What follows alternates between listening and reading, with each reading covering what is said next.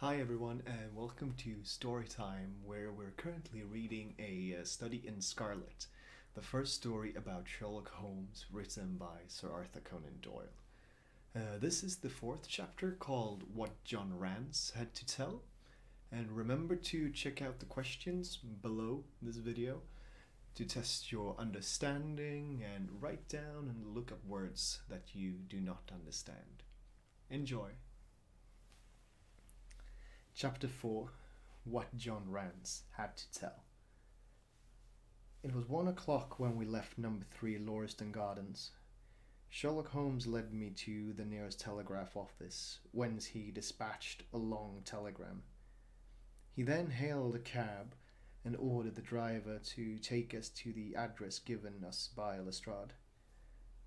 "There is nothing like first-hand evidence," he remarked. "As a matter of fact, my mind is entirely made up upon the case, but still we may as well learn all that is to be learned." "You amaze me, Holmes," said I. "Surely you are not as sure as you pretend to be of all those particulars which you gave?" "There's no room for a mistake," he answered. "The very first thing which I observed on arriving there was that a cab had made 2 ruts, with its wheels close to the curb. Now, up to last night, we've had no rain for a week, so that those wheels which left such a deep impression must have been there during the night. There were the marks of the horse's hoofs too, the outline of one which was far more clearly cut than of the other 3, showing that was a new shoe.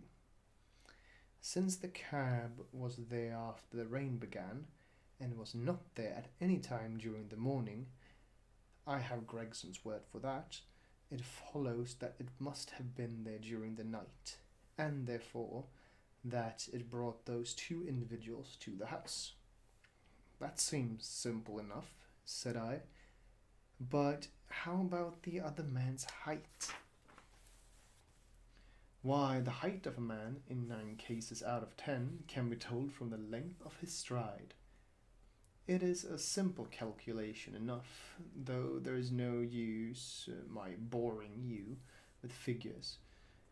I had this fellow's stride both on the clay outside and on the dust within. Then I had a way of checking my calculation. When a man writes on a wall, his instinct leads him to write about the level of his own eyes. Now that writing was just over 6 feet from the ground. It was child's play." "And his age?" I asked. "Well, if a man can stride 4.5 feet without the smallest effort, he can't be quite in the sea and jello. That was the breadth of a puddle on the garden walk which he had evidently walked across. Patent leather boots had gone round, and square toes had hopped over. And there is no mystery about it all. I am simply applying to ordinary life a few of those precepts of observation and deduction which I advocated in that article. Is there anything else that puzzles you?" "The fingernails and the trichinopoly," I suggested. "The writing on the wall was done with a man's forefinger dipped in blood. My glass allowed me to observe that the plaster was slightly scratched in doing it, which would not have been the case if the man's nail had been trimmed. I gathered up some scattered ash from the floor. It was dark in color and flaky. Such an ash is only made by a trichinopoly. I have made a special study of cigar ashes. In fact, I have written a monograph upon the subject. I flatter myself that I can distinguish at a glance the ash of any known brand, either of cigar or of tobacco. It is just in such details that a skilled detective differs from the Gregson and Lestrade type." "And the florid face?" I asked. "Ah, that was a more daring shot, though I have no doubt that I was right. You must not ask me that at the present state of the affair. I passed my hand over my brow. My head is in a whirl, I remarked. The more one thinks of it, the more mysterious it grows. How came these two men, if there were two men, into an empty house? What has become of the cabman who drove them? How could one man compel another to take poison? Where did the blood come from? What was the object of the murder, since robbery had no part in it? How came the woman's ring there? Above all, why should the second man write up the German word Rache before decamping? I confess that I cannot see any possible way of reconciling all these facts. My companion smiled approvingly. You sum up the difficulties of the situation succinctly and well, he said. There is much that is still obscure, though I have quite made up my mind on the main facts. As to poor Lestrade's discovery, it was simply a blind intended to put the police upon a wrong track by suggesting socialism and secret societies. It was not done by a German. The A, if you noticed, was printed somewhat after the German fashion. Now, a real German invariably prints in the Latin character, so that we may safely say that this was not written by one, but by a clumsy imitator who overdid his part. It was simply a ruse to divert inquiry into a wrong channel. I'm not going to tell you much more of the case, Doctor. You know, a conjurer gets no credit when once he has explained his trick, and if I show you too much of my method of working, you will come to the conclusion that I am a very ordinary individual after all. I shall never do that, I answered. You have brought detection as near an exact science as it ever will be brought in this world. My companion flushed up with pleasure at my words, and the earnest way in which I uttered them. I had already observed that he was as sensitive to flattery on the score of his art as any girl could be of her beauty. I'll tell you one other thing, he said. Patent leathers and square toes came in the same cab, and they walked down the pathway together as friendly as possible, arm in arm in all probability. When they got inside, they walked up and down the room, or rather, patent leather stood still, while square toes walked up and down. I could read all that in the dust, and I could read that as he walked he grew more and more excited. That is shown by the increased length of his strides. He was talking all the while and working himself up, no doubt, into a fury. Then the tragedy occurred.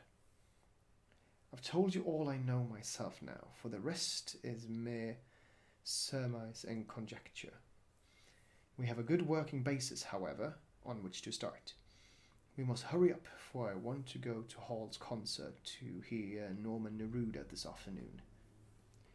This conversation had occurred while our cab had been threading its way through a long succession of dingy streets and dreary byways. In the dingiest and dreariest of them, our driver suddenly came to a stand. "That's Audley Court in there," he said, pointing to a narrow slit in the line of dead-coloured brick. "You'll find me here when you come back." Audley Court was not an attractive locality. The narrow passage led us into a quadrangle paved with flags and lined by sordid dwellings. We picked our way among groups of dirty children and through lines of discoloured linen until we came to number 46, the door of which was decorated with a small slip of brass on which the name Rance was engraved. On inquiry, we found that the constable was in bed, and we were shown into a little front parlour to await his coming. He appeared presently, looking a little irritable at being disturbed in his slumbers. "I made my report at the office," he said. Holmes took a half-sovereign from his pocket and played with it pensively. "We thought that we should like to hear it all from your own lips," he said. "I shall be most happy to tell you anything I can," the constable answered, with his eyes upon the little golden disc. "Just let us hear it all in your own way, as it occurred." Rance sat down on the horsehair sofa and knitted his brows, as though determined not to omit anything in his narrative. "I tell it ye from the beginning," he said. "My time is from 10 at night to 6 in the morning. At 11 there was a fight at the White Hart, but bar that all was quiet enough on the beat. At 1 o'clock it began to rain, and I met Harry Murcher, him who has the Holland Grove beat, and we stood together at the corner of Henrietta Street talking. Presently, maybe about 2 or a little after, I thought I would take a look around and see that all was right down the Brighton Road. It was precious dirty and lonely. Not a soul did I meet all the way down, though a cab or two went past me. I was strolling down, thinking between ourselves how uncommon handy a four of gin hot would be, when suddenly the glint of a light caught my eye in the window of that same house. Now I knew that them 2 houses in Lauriston Gardens was empty on account of him that owns them, who won't have the drains see to, though the very last tenant what lived in one of them died of typhoid fever. I was knocked all in a heap, therefore, at seeing a light in the window, and I suspected that something was wrong. When I got to the door, you stopped, and then walked back to the garden gate. My companion interrupted. "What did you do that for?" Rance gave a violent jump and stared at Sherlock Holmes with the utmost amazement on his features. "Why, that's true, sir," he said, "though how you come to know it, heaven only knows. Yes, see, when I got up to the door, it was so still and so lonesome that I thought I'd be none the worse for someone with me. I ain't afraid of anything on this side of the grave, but I thought that maybe it was him that died of the typhoid inspecting the drains what killed him. The thought gave me a kind of turn, and I walked back to the gate to see if I could see Murcher's lantern, but there wasn't no sign of him nor of anyone else. There was no one in the street, not a living soul, sir, nor as much as a dog. Then I pulled myself together and went back and pushed the door open. All was quiet inside, so I went into the room where the light was a-burning. There was a candle flickering on the mantelpiece, a red wax one, and by its light I saw— Yes, I know all that you saw. You walked round the room several times, and you knelt down by the body, and then you walked through and tried the kitchen door, and then—" John Rance sprang to his feet with a frightened face and suspicion in his eyes. "Where was you hid to see all that?" he cried. "It seems to me that you knows a deal more than you should." Holmes laughed and threw his card across the table to the constable. "Don't get arresting me for the murder," he said. "I am one of the hounds and not the wolf. Mr. Gregson or Mr. Lestrade will answer for that. Go on, though. What did you do next?"